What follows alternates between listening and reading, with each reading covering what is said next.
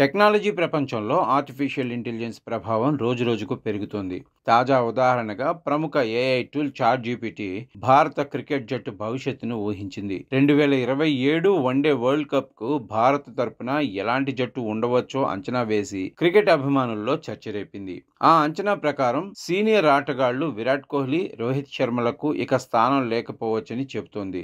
ఈ విషయం అభిమానులకు షాక్ ఇచ్చింది. అయితే కొత్త తరం ఆటగాళ్లు ఈ స్థానం దక్కించుకుంటారని ఏఐ పేర్కొంది. 2027 నాటికి భారత జట్టుకు యువ ఓపెనర్ శుభ్మన్ గిల్ కెప్టెన్ గా, కేఎల్ రాహుల్ వైస్ కెప్టెన్ గా ఉంటారని చాట్ జీపీటీ అంచనా వేసింది.